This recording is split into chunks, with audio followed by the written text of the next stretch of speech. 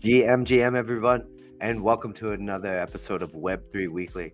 We are hot off the heels of our episode last night with DeFi app, and it hasn't even been 24 hours since that one, and couldn't wait any longer. We're already here because tonight we are talking about incentive solutions with Panaki, founder and CEO of Affi Network. Panaki, it's a pleasure to have you on tonight. Welcome. Hey, thank you so much, Nick. Great to be here. Yeah, it's great to have you. Now, like many people out there who are listening in Musegan right now, they may not know that we actually met at conferences here in Bangkok, and we shared a stage together, which was actually really cool. It's a pleasure meeting you, and it's really cool to finally have this happen. Yeah, super awesome. Yeah, I mean it's great to, it was great to meet you and then be in touch, and then now we're finally getting a chance to collaborate on a few fronts. So we did share a stage together. Now you've also joined Affi Network, the ambassadors. That's really exciting. And then now we're on your show, so this is super awesome. Super awesome, and massive shout out to Jonathan from Musegan for I think even like just introducing us. I think he's such a good guy, and massive shout out to everyone in Musegan. Dex is here with us today. He'll be pulling up any links and videos that you want to share, and shout out to Dex. He's been working around the clock the last 2 days, and I know he has like a big week ahead. So awesome that everyone's here. Welcome. We're streaming live on YouTube, Facebook, and I believe LinkedIn now, which is awesome to see. So before we kind of dive into incentivized solutions, what you're doing with Affi Network, how you got involved, I would love for you to maybe just introduce yourself, paint a little picture about who Panaki is and how you might have found Web3, or like even what your first crypto was. Yeah, absolutely. So thanks again. My name is Pinaki. I'm, founder and CEO of Affi Network. Affi comes from the word affiliate, and so we initially started off, powering affiliate marketing technologies for Web3, specifically in the NFT space. But then from there, we've expanded to offer, a full-on crypto reward solution for Web3 businesses across on-chain as well as off-chain actions. I've been in marketing and entrepreneurship, since university. I've had a chance to work with a lot of brands in the marketing and advertising space, notably Apple, Netflix, Airbnb. So it's super awesome to be behind the wheel right now, building Affi Network and Web3, and just really trying to create a lot of value for the brands building on Web3. Nice. Yeah, and I later want to pick your brain on like just the founders, being a founder in that aspect. I mean, I want to dive into that a little bit more. What was your first crypto that you bought? My first crypto was Antcoin. Yeah. So Antcoin today is known as Neo, and so this was in 2017. I think I was on Reddit somewhere and I found this thing, and it was like Antcoin is the next Ethereum, and I was like, okay, I've heard of Ethereum. And so I just started digging deeper, and I was like, okay, great. Maybe this could be the next Ethereum. And so I picked up some Antcoin, and that was my first crypto. Nice. Yeah, showing your age, right, and credibility. I like it. Mine was unfortunately Litecoin. I bought it off Coinbase. There was only like 3 coins at the time: Bitcoin, Ethereum, and Litecoin. And for whatever reason, I was like, Ethereum doesn't have the word coin in it, right? That's how much of a noob I was. And I bought Litecoin because it was cheaper.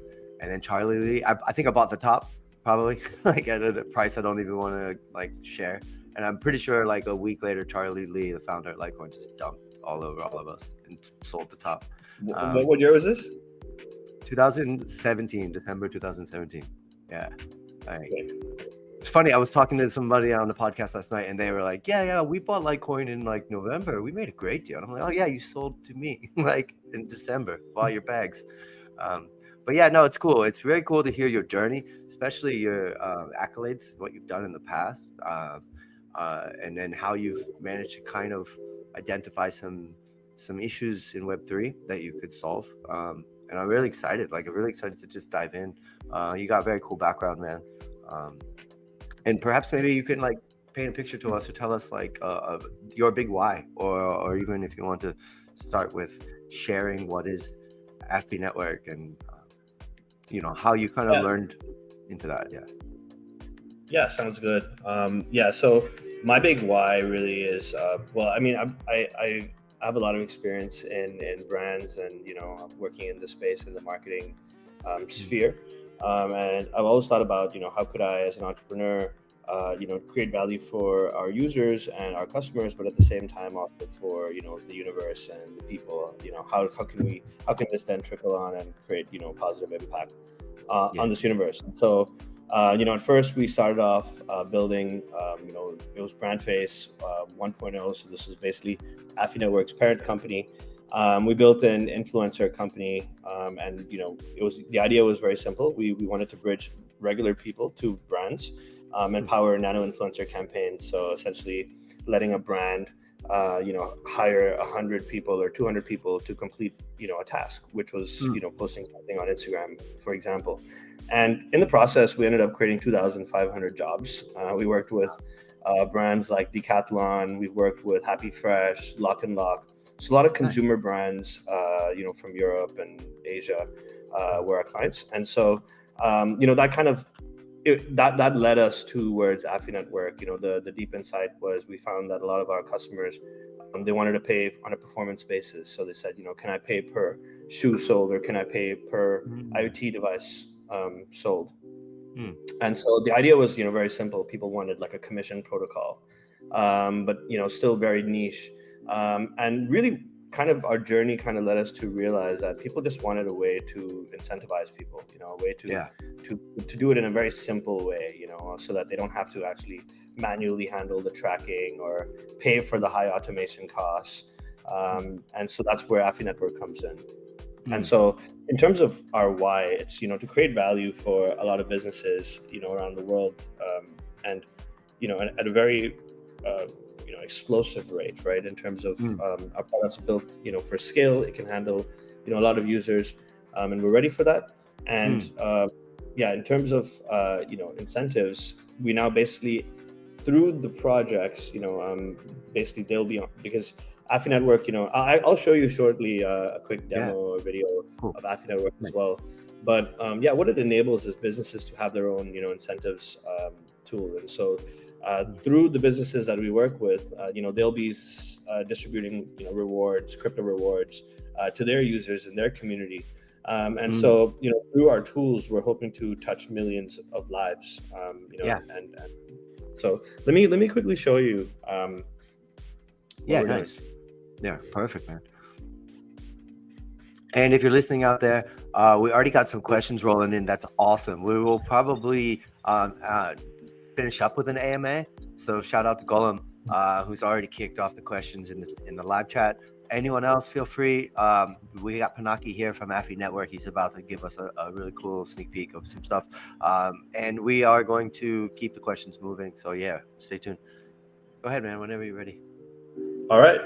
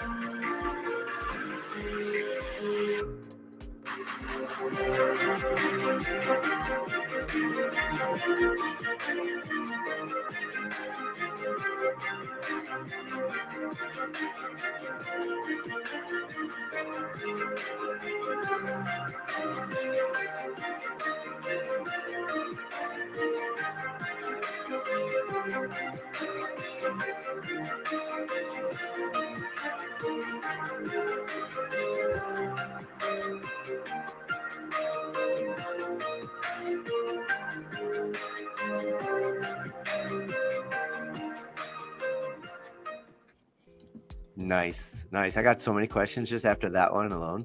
I love the multi-chain aspect caught my eye. Like that's something that is really attractive. And also I think you see this cycle, like this big movement towards understanding the value of the user experience and then catering to like a human-centered design, like for the user. And what you're doing is awesome because like you already addressed that there was a problem for it, perhaps maybe before the technology and before the community caught up with it. But yeah, I mean, it's awesome because incentives are like the backbone of Web3. So to get that right, and then to do that, to be that facilitator, to kind of help other projects and be multi-chain, I think that's a really cool step forward. So yeah, would love to hear what some of your favorite features are about it, because that's mine, just off the top of my head. Yeah, I think multi-chain is kind of becoming quite important now for protocols, and it's kind of our loss if we're not doing it right. And in the past, a lot of founders saw it as an opportunity to get more grants, and but the reality is that if you actually have a good product, then you should be on as many chains as you can, because then you'd reach as many users as possible. And so for us to be multi-chain, that allows us to reach more businesses, and by default it allows us to achieve our mission faster, which is impacting more businesses and therefore lives. Yeah, absolutely. Yeah, and we're seeing that, right? We're kind of on the foothills of mass adoption. We've been talking for years and years in different cycles. They're like, this one's it. This is when retail's coming, or this is when mass adoption is here. I mean, we've seen it come in waves. But what we really need to do, I think, to move forward is to be able to kind of like get out of these silos, stop these chain wars, and then like really start to educate people and help people see the value add that you're talking about, right? But help them do that for the entire industry. It seems like right now, maybe it's just the state of the sentiment of the market, but it seems like right now we're quite fragmented. We got a long way to go, but there are a lot of projects out there like yourself that are really focusing on the user experience, and they're understanding and learning from past cycles and learning from past projects, right? Maybe this is a founder question more so than like an Affi question, but how did some of these previous experiences in your journey of Web3 influence you as a founder, especially once you started to kind of go from the Web2 side of marketing before you're going into something like this? Yeah, I think Web3 it moves at a much faster pace, for sure, right? So they say like 1 week in Web3 it feels like a year anywhere else, right? So yeah, I think it moves really fast, right? And so you have to kind of, and I think adaptability is like a very important skill of an entrepreneur, especially today. And now with AI and tech as well, that's kind of like evolving really fast. But I think with Web3 you have to be able to adapt a lot faster, and so I think that's one thing that being a founder in Web3 is kind of kind of done for us. It's kind of just make us move a lot faster because there's no other choice. Yeah, absolutely. Do you think that there's like, I'm wondering, like it does seem like there were simpler times in looking back on my Web3 journey. However, I'm noticing a big, shift towards more users jumping on board, whether it's for, meme coins as a way of onboarding, or whether it's just mainstream people catching on to it. But what would you say? Like, do you think it's easier or harder to jump into Web3 right now as a new user? As a user or as a entrepreneur? Like if someone was like new to Web3, do you think it's easier or harder to kind of get in and get your? I think it's easier. There seems to be so much jargon, and there's like almost not like it's like a choose your own adventure game now. I felt like when the space was a bit smaller, you could learn from everyone, but now it seems like it is growing so fast, it is moving so fast that I don't know. Is it easier or harder for a new user to get involved? I think for a user it's easier because there are more tools now, like that are becoming available, for businesses, right? That are just making it a little bit more seamless, with little things like email sign up, that does help. But I think from a business perspective, I think it's a bit harder now, because it's become very easy to launch a coin, right, or a token. So the barrier to entries are very low, and therefore there's so many projects out there, and you're either playing like the meme game, which is a very quick liquidity grab, short-term kind of game, unless you're building on a protocol level, so that's different. But if not, then you're building something with fundamentals, which can take time, and so you need to kind of really stand out in a sea of a lot of people that are looking for short-term grabs. Yeah, agreed. Do you think that would be a mistake that like someone like a founder in Web3 would make, like thinking like, oh, pump that fund is a way that I can raise funds now, or I want to launch a meme token as well, and maybe do they end up? I mean, I wonder. There's so much more risk now, like in temptation. I wonder if it even damages their credibility, or if the space just moves so fast, But I do think like, yeah, I agree with you. Like it's harder because the barrier to entry is so low, but then at the same time, to be that point of difference, you have to rise above it. You have to add value. You know what I mean? And Yeah. we're not seeing a lot of that right now, which is cool. That's why it's amazing to talk to people with real products doing real things, ready to go. All right. Big exactly. step. And liquidity is flowing into like very strange places as well, right? So projects are advised. Well, I mean, you should be building with fundamentals in mind, because that's the only thing that will allow you to sustain.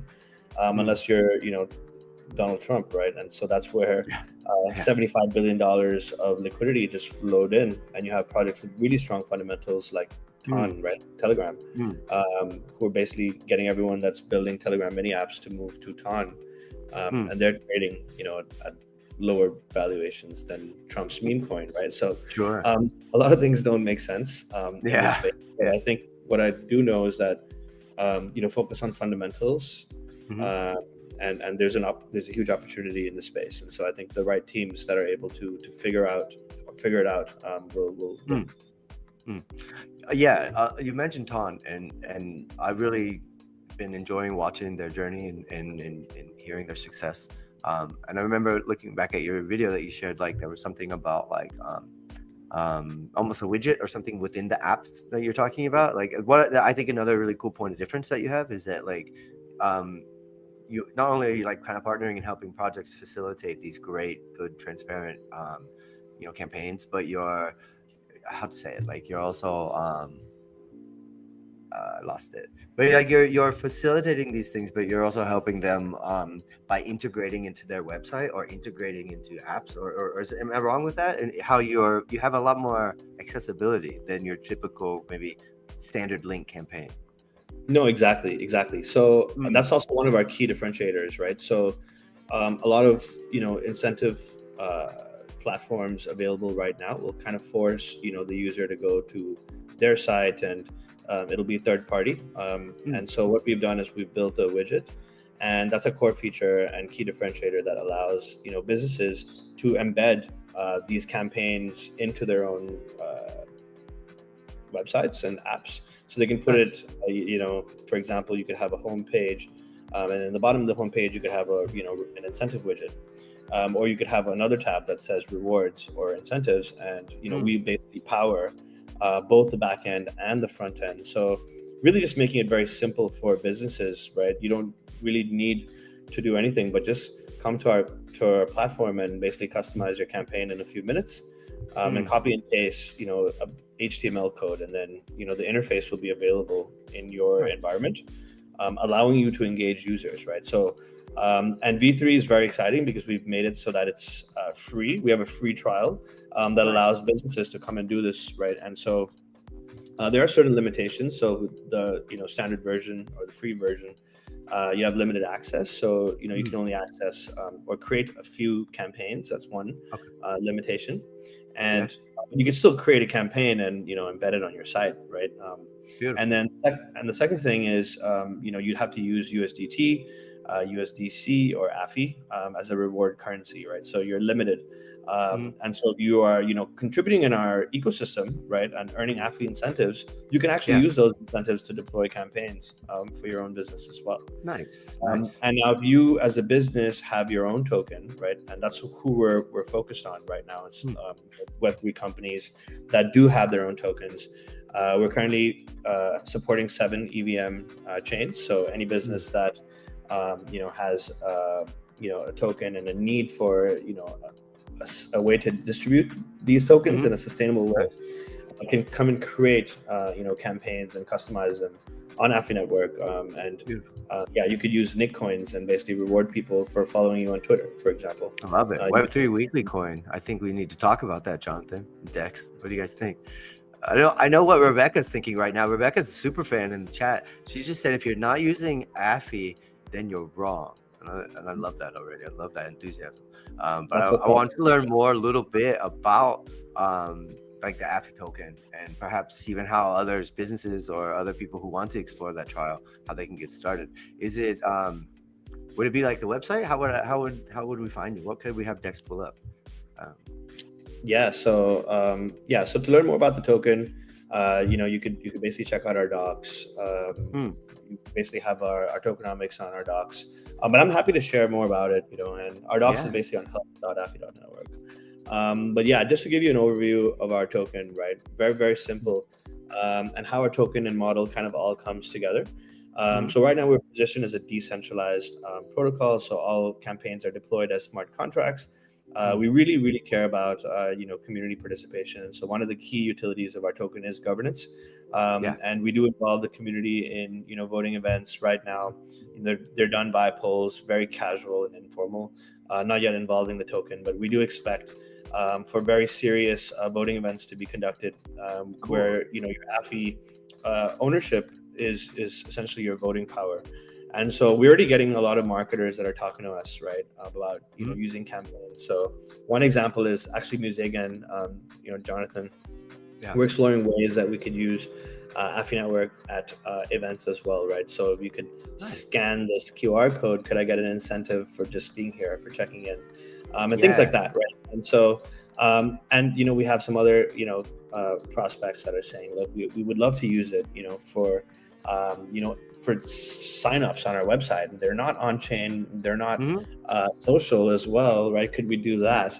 And then we have others that are like, oh, we want to do it, spin the wheel. And so this is where we see, as a product grows and our community and ecosystem grows, where the users itself are actually kind of designing product roadmap and saying, look, these are the next features, that the team should be building. And so that's ownership is like a big part of Affi and the token. And one of the big utilities that we had, and this is something that we've just basically evolved, but we were really focused on revenue share, but because there were certain concerns with revenue share on the security side, and we found that there were other ways to actually create more value for the token. We've actually recently made this change, is that now half the revenue that's generated by Affi Network would be going towards buyback and burn. So what that means very simply is that we generate revenue through subscriptions, and half of that subscription revenue goes towards burning the token and increasing the liquidity. So a very clear path for us and Affi token is just create value for our users, and grow our user base. Oh, I love that. Yeah, that's great. And one thing, again, we talked about this before, right?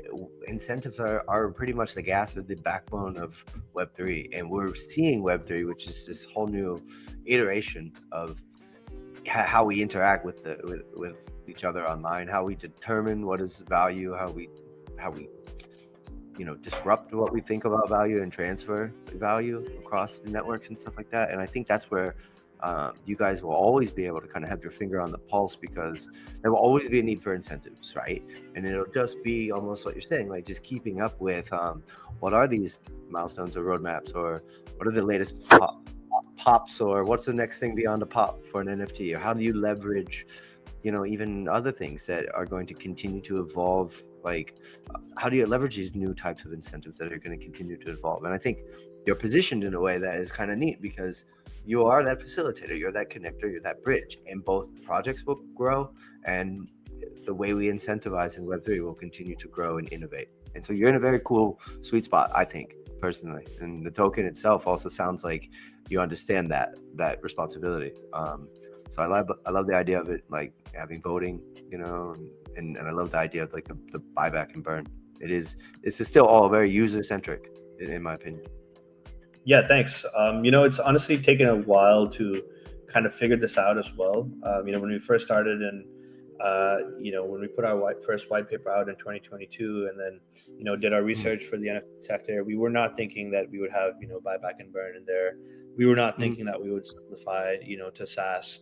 But really, what's happened over time is we've we've kind of just opened up to be able to cater to more users. And instead of trying to generate money on a transaction basis, we just moved towards a SaaS model, which allows us to build a relationship, with our clients. And so, with whatever new, as you mentioned, tools that are needed, and flows that are required, those features will just kind of be rolled in, to all our subscribers.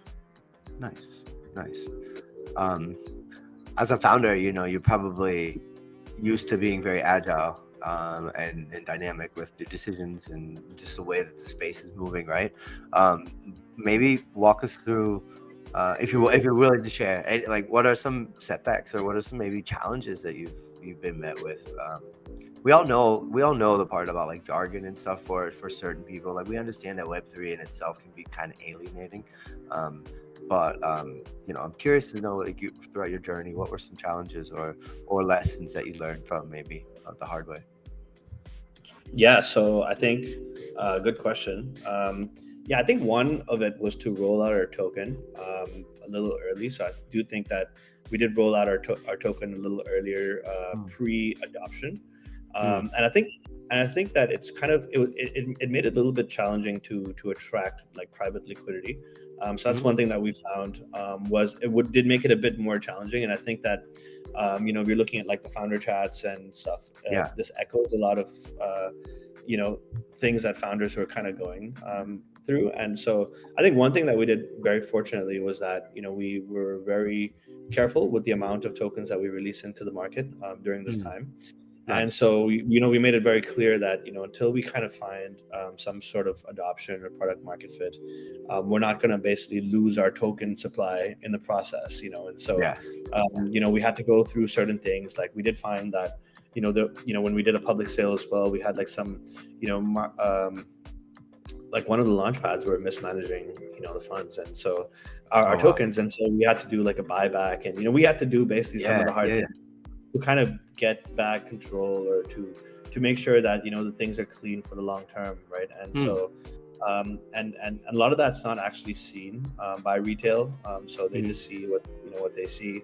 So I think it's definitely harder to be a Web3 founder, there's no doubt about that, but at the same time I think that the crypto winter and these challenges have made us a lot stronger. It's kind of forced us to find solutions that work. It's kind of forced us to work with our customers, and some things as well that we kind of applied were like so one was we started off as a niche, right? And if you look at startup playbooks, that's the 101, right? You pick a niche, you own it, and then you scale out right afterwards, right? If you don't have a niche, you don't have an ICP, you're basically not targeting anybody. And so we picked a niche, and we started with the NFT sector. So in hindsight, that was basically a very bad niche to start with, right? And the NFT sector was pretty much like it kind of vanished very quickly. We had customer pipeline of maybe like 100 people for V1, and a lot of users just kind of disappeared, and now they're gone. Just gone. No demand for NFTs has been through a hard time. And so and then basically we kind of had to go against that advice, right? And it's a bit controversial, and say, look, now we're going to open up and not be niche, and open up more chains so that we're not limiting ourselves. So it did take us a while to kind of go from like V1 to V2 to V3, but I think now that we've kind of simplified our product, we've simplified our model. We have a free tier as well. We're pretty much just building this with our customers at this point. So we're very excited about V3, and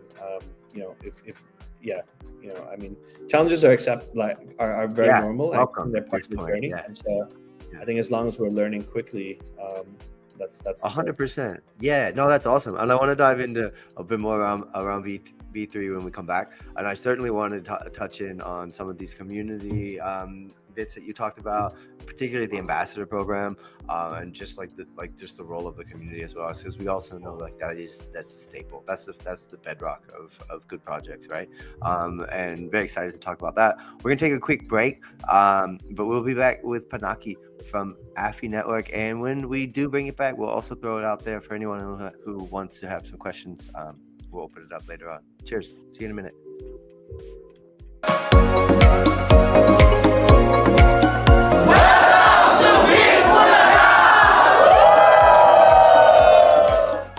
Seeing the numbers right now, I'm so happy. I think you guys have 1,400 registered participants. In the blockchain space, there's so much opportunities for people to bring their ideas. So kung meron kang pera, you want to be wealthy in your lifetime, kailangan mo mag-zero in dun sa mga new technology. As traders, no, as forever students of the market, kailangan tayo renegable. Why are we into Bitcoin? It's because we genuinely believe that humanity needs a better form of money that is not dollars or pesos or any of these things. We want money that we can actually hold on to, and this will be our life savings, and it will maintain its value against the things we want.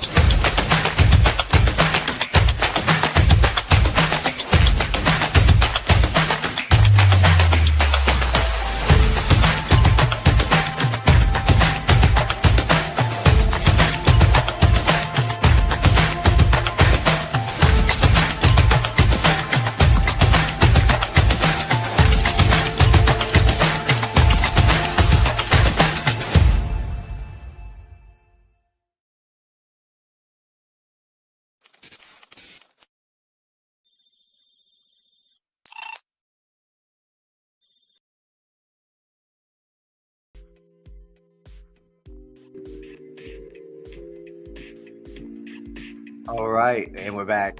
Thanks, Pinaki. It's been a pleasure chatting with you. For those of you who just dropped in, we're with Pinaki from Affi Network, and we've been diving deep into the world of Web3 and incentives. I wanted to talk a little bit about community, but you really caught my attention with some stuff that you said in terms of like those lessons that you learned along the way and some of those things that happened that are beyond your control, right? Like we learn as we go, and then things happen. No, Dex, we can show that in a minute, but no worries. I will show it when we start talking about the community. I've just passed Dex a link that I really like about you guys, but we'll get to that in a second.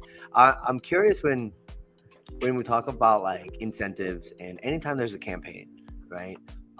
As great as they are for the space and for projects, there's always someone out there on the other side trying to think about how can they game the system or how can they exploit this campaign or and you know, as we get more sophisticated, you know, these campaigns get better and they become more participatory. There's more security behind it, but I don't know, just like what was your thoughts on and perhaps what's Affi Network's thoughts on how you can make sure that these incentives are like, you know, fair and just, as opposed to like some of these other things that maybe are a little bit more hard to I don't know, like hard to maintain some transparency. Meaning like you never really know, like what, I'm not naming projects or anything, but some of the ways that they're incentivized may not be as just as others. How do you kind of prevent people from gaming the system or exploiting some of these loopholes? We've seen it with almost every industry, you know, but what do you think about it? Yeah, so I think that's a good question. You know, fraud is definitely a big part of you know, affiliate marketing and you know this industry as a whole, right? You see that you know tens of billions of dollars are you know just kind of evaporated in fraud, you know, in affiliate marketing and also in all kinds of you know paid marketing, right? So for sure, like yeah, you have click fraud, right, which is huge. Which attributes for a huge amount of fraud. And so we take that quite seriously.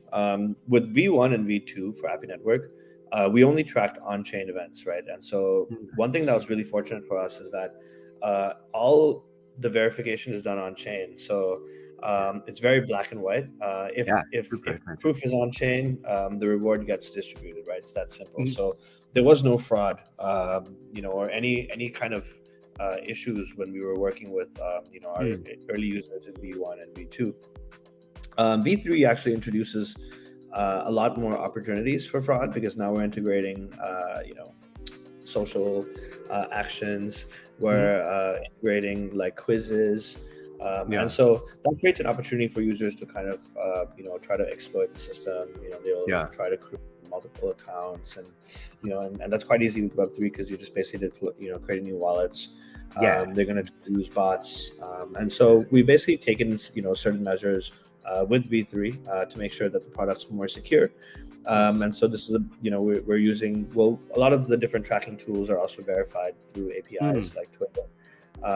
And so there are certain barriers as well involved, like users would need to connect their social accounts, right? So they would actually have as many social accounts as well, to then do that. We're also looking at the IP address, right, to make sure that users are not trying to access the same campaign from multiple users.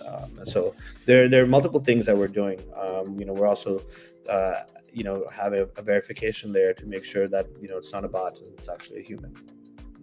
So nice. There's actually a lot of layers, but just like our incentives features, right, we see it as kind of a growing set of integrations that we'll be rolling out as well.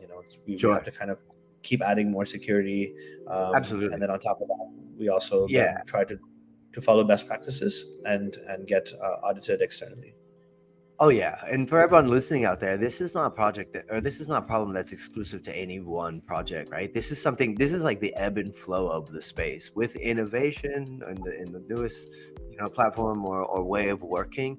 There's always someone on the other side trying to maybe there's just like this seesaw, this as we try to find this balance as we innovate and trailblaze through this new industry. There's always like those bad actors out there, but I think the space gets smarter very quickly, and it's that is one really cool thing about the essence of Web3. It's like when it evolves as one, and it does it. It's easier to do when you have someone out there that's trying to exploit it, right? Community gets smarter. They start to understand like what proof of work or proof of showing up actually is, and that's where you start to identify those really good super users in your community. You separate maybe those Twitter accounts that have inflated numbers of perhaps bots with your real users, your real people that are like those early adopters, those believers in the product. And that brings me to the community aspect, right? The power of like your community and your ambassadors. Perhaps we can start with the ambassadors first and then like zoom out onto the community if you're cool with that. Yeah, absolutely. So ambassadors are, a big part of Web3 businesses, right? And I think the reason for this is because a lot of Web3 companies are global companies, and a lot of people that are in crypto are also very interested in learning and contributing, and so they will do so by becoming an ambassador. They will do so by becoming a moderator, interacting in your community, and also gives them an opportunity to earn some tokens, right? So almost like a side hustle for very passionate people around the world. And that's really what an ambassador program for us feels like. We had like very high interest for our latest ambassador program.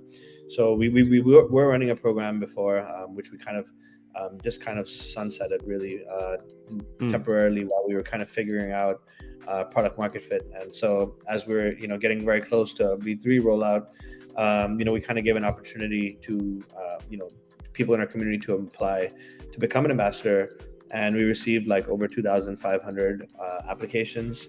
And so that was also very, very nice to see that there was a lot of people around the world that were interested, and we ended up choosing 12, and they're all from 12 different countries. And you, Nick, one of them. Nice, one in the 12. Super cool. Dex, if you could pull that up, not for clout, man, just for the users. But like I really I love the post, first of all, that one, and then the one that you did with the statistics about Harvard. I thought that was great. But what I really was drawn to was how these 12 are truly global. I mean, like you're building a global network here. And again, when you have a product that that has product market fit and that has that ability to attract everyone, it's smart. It's a smart way to kind of make sure that your ambassadors have this great worldview. And what a cool team. What a cool concept. How's it going with it so far? Yeah, so we just organized our first orientation. So we had our orientation call, and we just kind of gave an overview to our ambassadors of what our expectations are, a little bit more about our product as well. Just kind of an opportunity as well to kind of see our ambassadors before actually going. Really, we're kicking it off in March, and now it just gives us time to kind of handle like any documentation and questions, and also if there's going to be any drop-offs.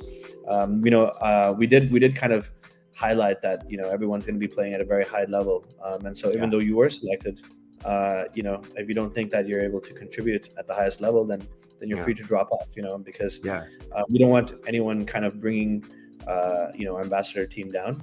This is there's some ambassadors there that are very, very serious about this, and they see this as an opportunity to generate revenue as well. Personally, they see it as an opportunity to really kind of build themselves as a thought leader in this space, and also represent a very cool brand, right? In their absolutely. Community. So that's the idea. Be a part of something bigger than yourself. Be a part of something really cool. Something truly global. I love that. I think that's fantastic. And like you said, like you have to give them that opportunity, to opt out if they're not willing to rise up. Because correct me if I'm wrong, like you had over 2,000 plus applicants. Like that's a pretty significant amount of volume, and then you pick 12 from there. So I like it. I think it's good. I think you got a nice little dream team there, and very cool to hear. Let's say you mentioned the sunset on it, right? It's kind of, let's say I missed the vote on it. I did get one of the 12, but I was still very curious about this. How else could they be a part of Affi? Like where can we find how to get people into the community a bit more? Yeah, so you can just find us on X. We're on X at Affi_network. And then on X, you'll basically be able to find the links, our link tree, link to our website, which then we'll have more links. Telegram is where our community, you can ask us questions on Telegram. You can ask us questions on Discord. That's where we're active. Yeah, we're actually going to add a whole bunch of community tools as well. So once we roll out V3, we're going to be a user as well of Affi Network. Nice. So that's really exciting. So we're going to have a widget right on top of our own landing page. So you land on the that's page, super cool. like reward users with crypto, like we are, right? And and then you can then actually interact with that widget as well, join campaigns, and earn from it. And so we're very excited as well. And on that, we'll have rewards for doing social actions like following us on X, posting about our V3 launch, and so that's what we were doing initially with Brandface 1.0, with Decathlon and stuff. We were incentivized using users to post, and now we're doing kind of similarly, but with crypto, and the verifications are automated as opposed to manual. So, we're excited. The motivation is the same. The motivation remains the same. That need remains the same. You're just doing it in a more technically sound environment. That is cool. That's super cool. So again, like I'm curious. You had me at Nickcoin earlier, and I'm thinking about Web3 Weekly coin. But what would be like for the average person out there who wants to give the free version a try? What would be like the threshold in terms of like knowledge gap? Like, I mean, I know we watched the video. It looks super easy. Like how hard would it be for someone to come in and learn how to just kind of figure out a way? Like I got something in the background that I want to incentivize. I want to go use the widget. I want to boom, start my own thing. Is it super difficult on the scale? What do you think? Super, super easy. Let me just show you real quick. Oh, beautiful. Super easy. All right, so this is our suite, Affi Network suite. Just gonna get this a little bigger. This is better. Yeah. Okay, so this is Affi Network suite. You go create a campaign. Campaigns are created and deployed as smart contracts. So you just go through a simple form, right, and say I'm building a campaign, and then you would go through this form and then basically just click deploy. So it's very simple to create your parameters. So you can say, look, I want to reward users for doing this action, and then I want to pay them this much, right? Just simply filling out a form. I can actually show you that real quick. So test. there's like a minimum Nice. character limit, so I'm just gonna do that. Oh, okay. And then I'm just gonna pick a random image for now. Just go to our widget. I'm gonna skip the socials, so you're just basically pulling out like Yeah. just to let people know. But yeah, you can then just choose, what contracts you want to track events for, and say, look, if you deposit, $100 into this smart contract, then I'm going to give you, 5 Affi, and my total budget will be 5,000 Affi for this campaign. I'm going to give, referrers 10% on top. That's it. And then, you just then deploy it as a smart contract. And so every campaign is actually deployed as a smart contract. Very easy to use. It takes a few minutes to deploy your campaign. I can also go back and say off-chain action and say, look, I want to reward people, for following Affi Network. So I can say follow Affi Network. Nice.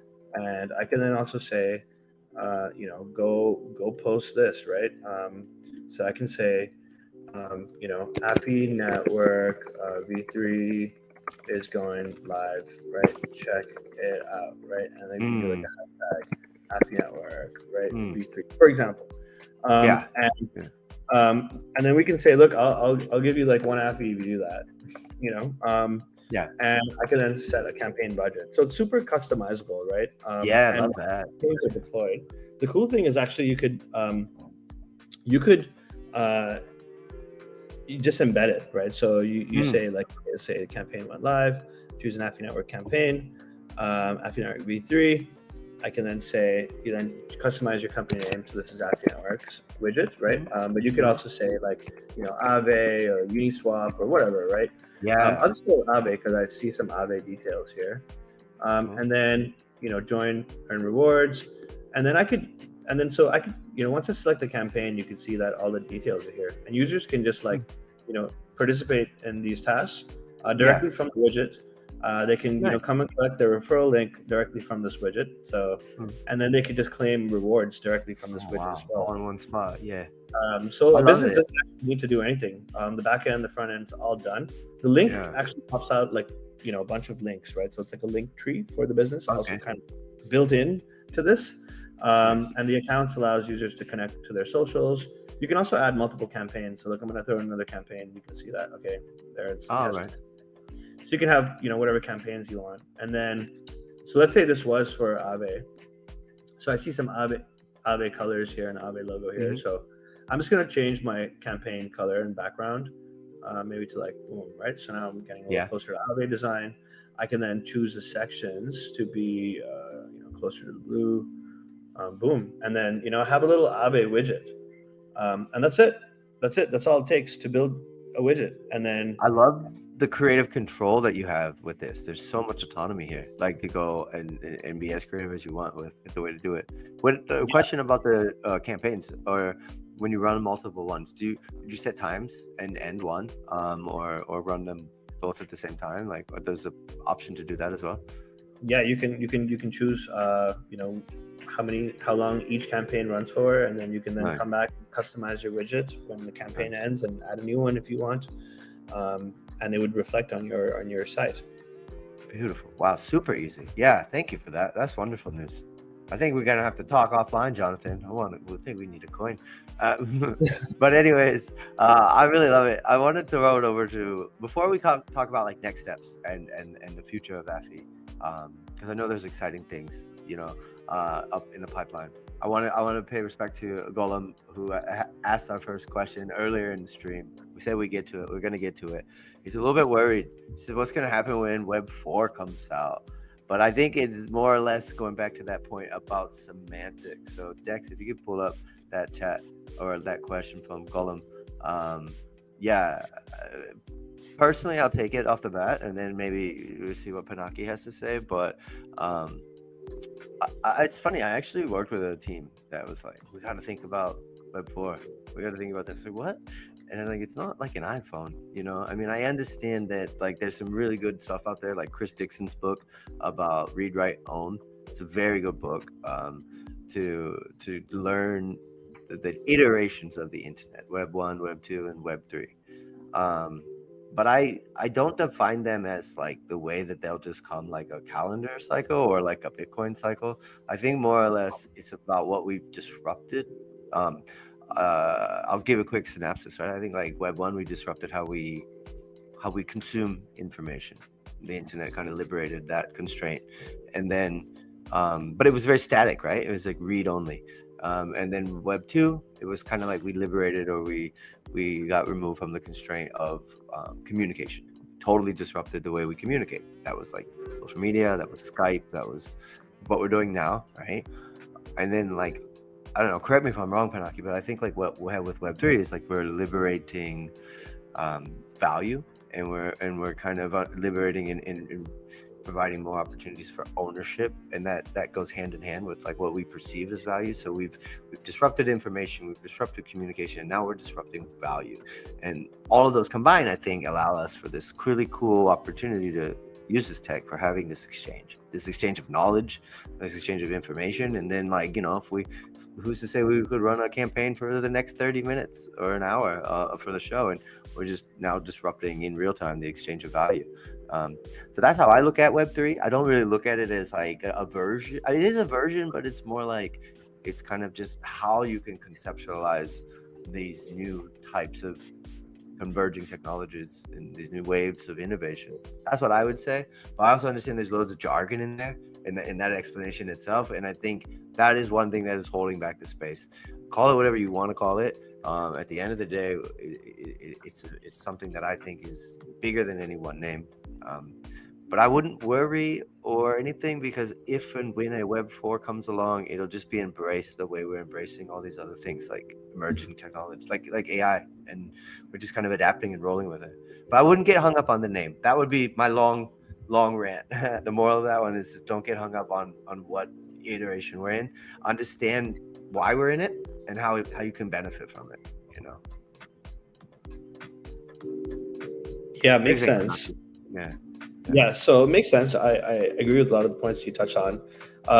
You know, especially with Web 1 being, you know, read, Web 2 being read and write, right, where you can now interact with these products and platforms, and Web 3 being read, write, and own, right? And so, yeah, I think ownership is actually a very big part of Web 3, and right now it's still very much in the experimental phases. You know, companies are still trying to figure out exactly what that means, and you know, is that ownership, you know, done through voting? You know, does that mean they own it now that they can vote, right? Or does it mean that, you know, they get revenue share, and that now means that they have ownership? Or you know, so, or does buyback, you know, mean ownership, right? So there's a lot of very interesting things that are kind of happening in Web3, but I think a lot of companies are still trying to figure out, you know, what model's best way to kind of achieve this ownership. But I think communities do feel empowered, and I think for me as a user, before actually building in Web3 was, you know, I was deep in like Telegram groups, also like investing into random coins, and I think you know, when I had the chance to actually, you know, vote on you know, what it was a DEX, and they were deciding what pool to launch next, and I was I usually vote and stuff, and I was actually creating a proposal this time to be voted on. I was like, no, this is the pool we need to launch. Yeah, I mean, we ended up, you know, they ended up voting for it, and you know, my proposal basically ended up becoming the feature that they built and rolled out next. And so for me as a user, I did feel very empowered, that, you know, a business actually just listened to some random person in their Telegram group. That's a beautiful part, right?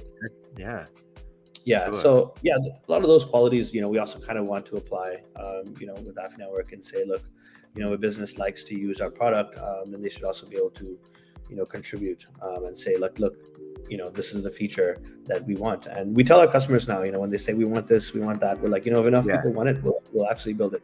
That's it. And that's the power of it all. Yeah, I love that. I think that is such a big point of difference. You're starting to see it, but you know, you're not gonna be able to give this much feedback to Nike.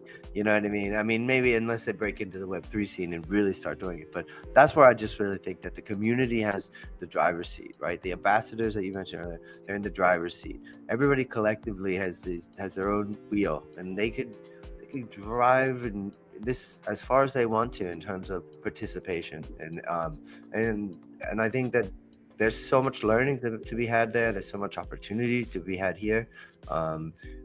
Just from a user standpoint, to just see how it really is up to you. Like, you can get as involved as you want, or you could be, someone very on the like more of a bystander. It reminds me of this quote from Jack Butcher.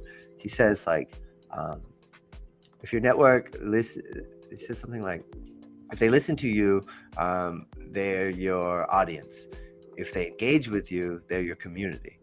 And I think that is a very big difference. That's like almost like a Web 2 and a Web 3 mindset, right? This is all about engagement. And yeah, it's been cool. So cheers to Golem for the question and engaging with us. It's a great question. Opens up a big can of worms. We could talk about it for ages, Yeah. Agreed. Yeah. Agreed. So, just a quick thing on Web 4 anyways. So yeah. there's a question on what Web 4, what that actually even means, right? So we talked about Web 1, 2, and 3. Web 4, right? What we've seen is that, Web 4 is basically, AI coming together with Web 3. Yeah. But I think what that actually means, it's still, there's still a lot of question marks there. People are still trying to figure out Web 3. But I think the short answer to that, right? And I think it's with any technology, it's just adaptability, right? What's going to happen is, we're going to adapt, and our users are going to be using our rewards tools on Web 4. Yeah, no, that's good. And that's it. The incentives will still be there. They'll just innovate as well. So I think, again, what a cool spot to be in. What an exciting time. I have one more question before we wrap up, and shout out to everyone who stayed with us. Shout out to Jonathan and Dex in the background, and Rachel, who's been really instrumental making all this stuff happen. Last question before we kind of wrap things up and you close us out. It's like, what's next for Affi? We do know that, like, AI is dominating this cycle's narrative, right?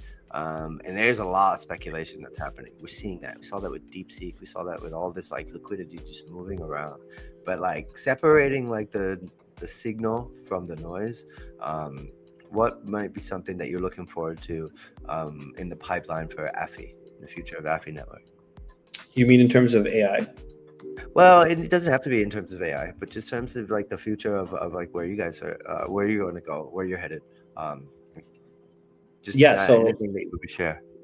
Yeah, so for us, I'll also talk about the AI part. But for us, it's, cool. We're very much excited about, building a rewards tool for businesses. We want to position ourselves as the rewards partner for businesses. We see that, with crypto becoming more trendy now, with Trump and Melania acting as, accelerants for these, other companies to also say, like, maybe we should have a coin, we should try loyalty this and loyalty that. And if you really think about it, like, loyalty points in a way were our tokens, right? They're just represented as a point, but essentially, technically, it's still units of something that's being transferred.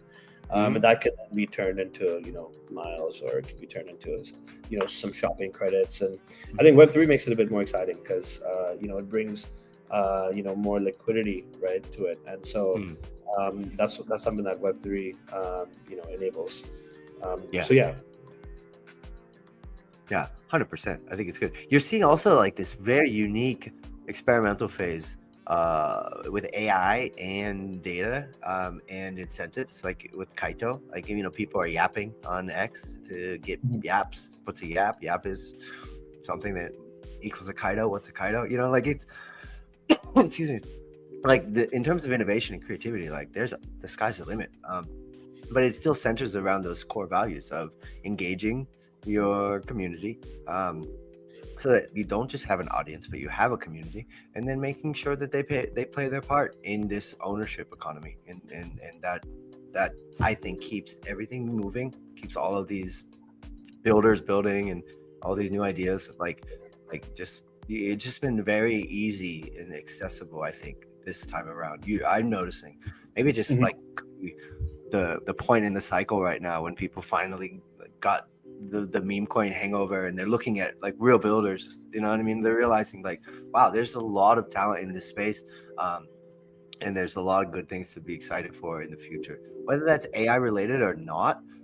You're still seeing this like trend towards the user, the common user, and I think we know it's inevitable. You know what I mean? Like at this stage, there's no real going back. I think so. You will see, like you said, others launch tokens, launch coins, and do that for many different reasons, for many different industries. It's a super exciting time. And this has been exciting, man. I probably could go another hour, but like I know you're busy, man, as a founder, and it's just been a pleasure. I wanted to thank you for your time. Did you have anything else that you want to share before we, like, where else can we find you, perhaps? How can we follow you, and how can we, like, I know the link tree is a great point of difference. Maybe we can drop that in the comment as well. Yeah, absolutely. Sure. I just actually had one last thought on the whole AI part, right? And I think AI is super interesting. Like we've been speaking to a lot of developers right now on AI. On the AI side. We've also been a lot of people are reaching out to us as well for AI. So we're actually exploring AI across, sales, go to market. We're exploring AI across customer service. So these are where like we're using AI tools as a customer, to help kind of accelerate growth. And we're also looking at AI tools within our product, but we're trying not to like just throw in AI for the sake of AI.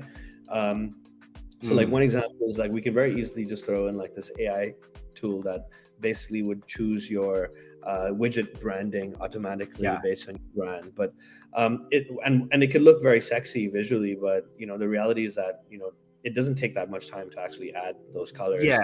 And so it doesn't really add so much value. But I think where it's really interesting for our space is in fraud detection, right? So this is in the back. Nice. It's not sexy at all in the front, but it's very cool.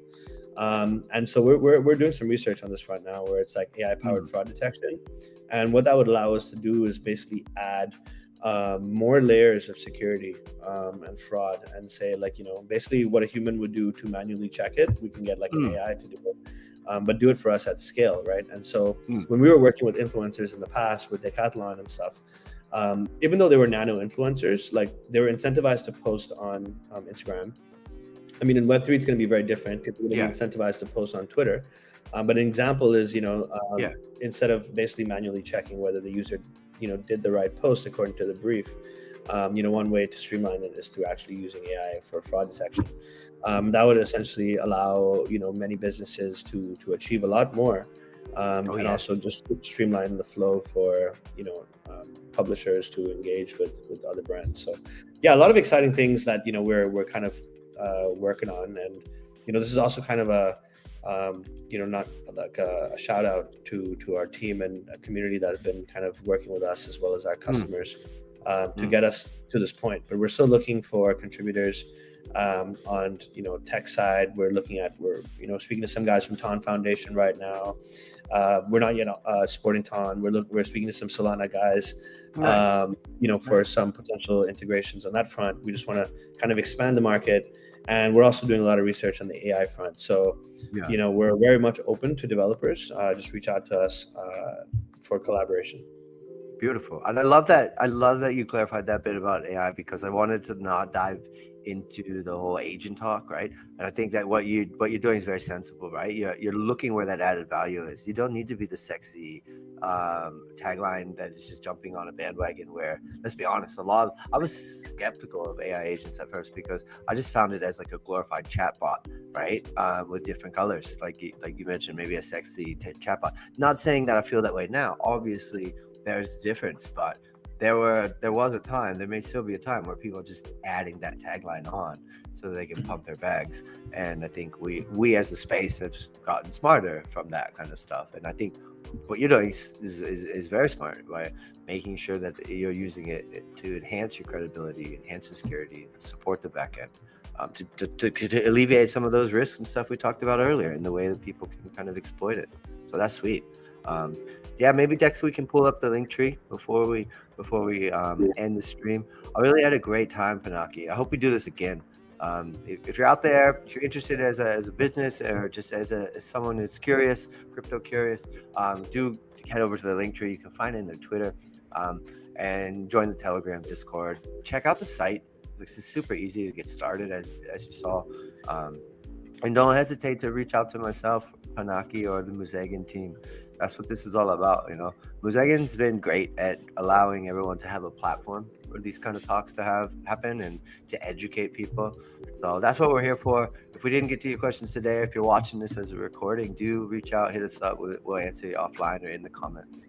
But that's it. Dex, thanks again for everything you've done in the back end. It's been a pleasure. Panaki, always great to chat, man. I really enjoyed it. Thank you so much, Nick.